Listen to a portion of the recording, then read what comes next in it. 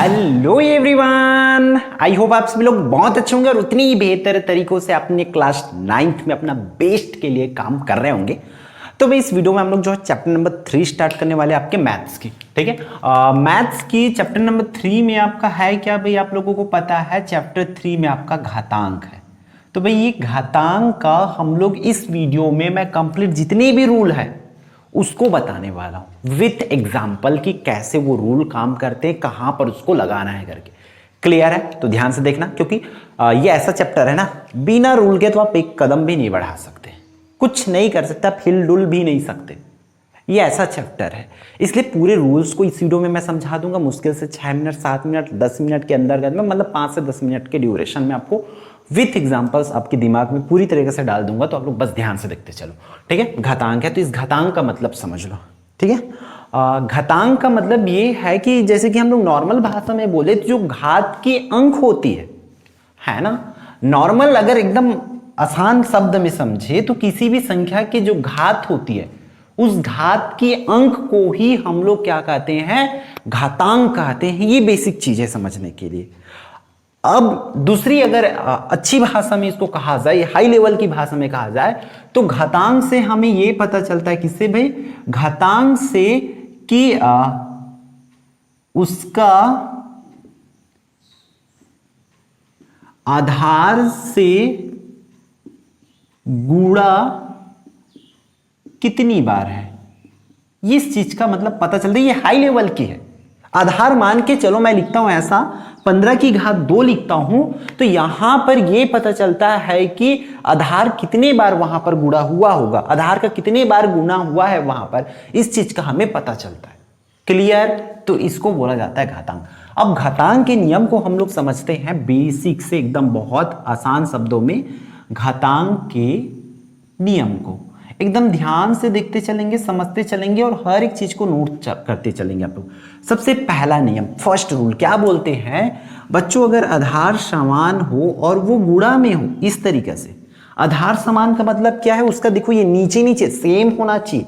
यहां पर ए और ए है ना, तो ऐसे ही अगर कोई नंबर है तो वो सेम नंबर होना चाहिए। लाइक 15 है तो दोनों 15 होना चाहिए, दोनों अगर 10 है तो 10, दोनों 5 है तो 5 होना चाहिए। मैं ये समझाने जा रहा हूं। जब आधार समान हो तो घात हमेशा क्या होती है बच्चों, जुड़ जाता है, m प्लस n हो जाता है। अब उदाहरण ऐसे तो बच्चों मान के चलो 5 की घात 6 गुणा में 5 की घात 2 है।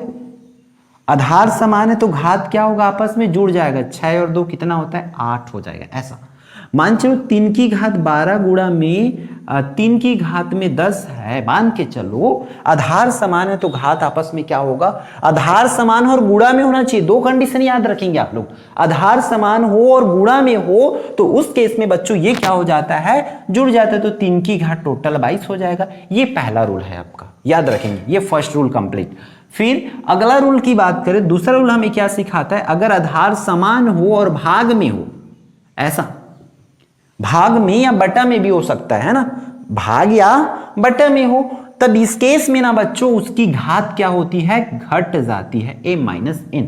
गुणा में रहेगा तो जुड़ता है, लेकिन भाग में रहे तो घटता है। भाग में या बटा में हो तब घटता है। कैसे बच्चों, देखो 15 की घात 6 भागित 15 की घात 2 है, मान के चलो ऐसा आधार समान है यहाँ पर 15 15 दोनों, तो घात इसका क्या होगा, घट जाएगा, तो 6 में 2 जाएगा तो 4 हो जाएगा। ऐसा मान चलो 3 की घात 12 भागित में 3 की घात में 10 है, तो यहाँ पर भी 3 की घात कितना बाकी रहेगा, 2, 12 में 10 कम हो जाएगा।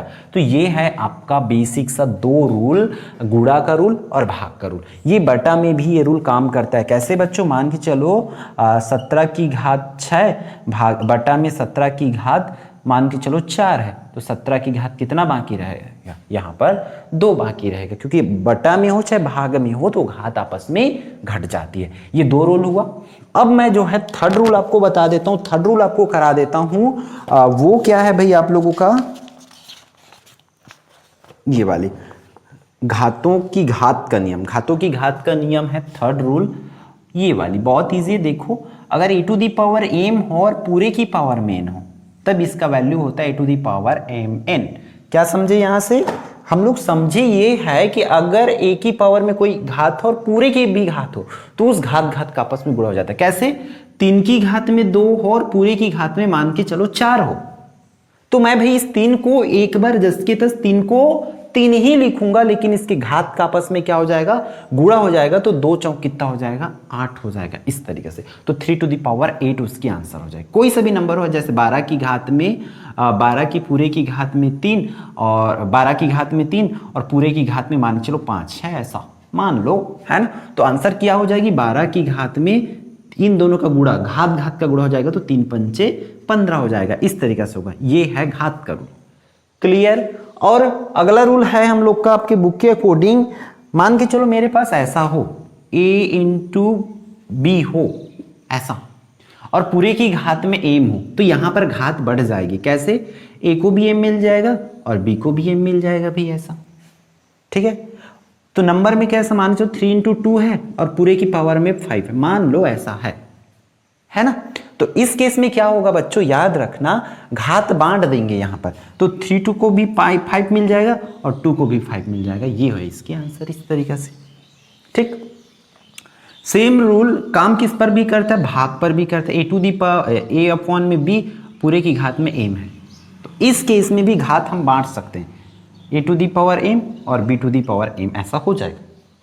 अब नंबर के साथ भी वही होगा, मान के चलो 5/7 और पूरे की घात में 2 है, तो 5 को भी घात 7 मिलेगा, सॉरी 2 मिलेगा, और 7 को भी घात 2 मिलेगा, इस तरीके से। इस रूल्स को आपको अच्छे से करना है। तो ये 5 रूल मैं आपको करा दिया, 5 रूल को आप अच्छे से पहले नोट कर लो। देखो छठवां रूल, छठवां रूल क्या बोलते हैं हम लोगों को, अगर मेरे पास क्या हो बच्चों, अगर मेरे पास क्या हो, a टू दी पावर 0 हो, तो इसका वैल्यू हमेशा 1 होगा। मतलब दुनिया का कोई सा भी नंबर हो, लाइक 100 की भी घात में 0 है तो उसका वैल्यू 1 होगा, 15 की भी घात में अगर 0 आगे 1 आ गया, तो कोई सा भी नंबर हो उसकी पावर में अगर 0 आ गया तो समझो उसका वैल्यू कितना होगा, 1 होगा। इस रूल को याद रख लो। फिर 7वां रूल क्या बोलते हैं भाई, 7वां रूल बता देता हूं क्योंकि हमें लास्ट की ओर जा रहा है। मान के चलो मेरे पास a to the power minus m है और मुझे माइनस को हटाने की जरूरत है, तो मैं इसको नीचे में ले जाऊंगा ऐसे, a to the power m, तब ये हट जाएगा। और मान के चलो कुछ केस में पहले से to the power minus m है और इसके माइनस को मुझे हटाना है, तो मुझे कहाँ ले जाना पड़ेगा, ए टू दी पावर m के लिए जाना पड़ेगा।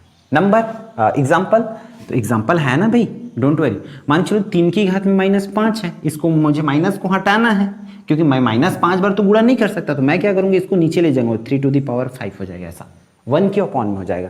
और पहले से ये रहता, मान चलो 1 अपॉन में 3 टू दी माइनस 5, तो ये इसको ऊपर नीचे, मतलब ऊपर में माइनस है तो नीचे ले जाने से हटेगा, नीचे में माइनस है तो ऊपर ले जाने से हटेगा। तो इस तरीके से ये 7 रूल जो है आप अच्छे से याद रखो, फिर डेफिनेटली आपका पूरा चैप्टर आसान होगा।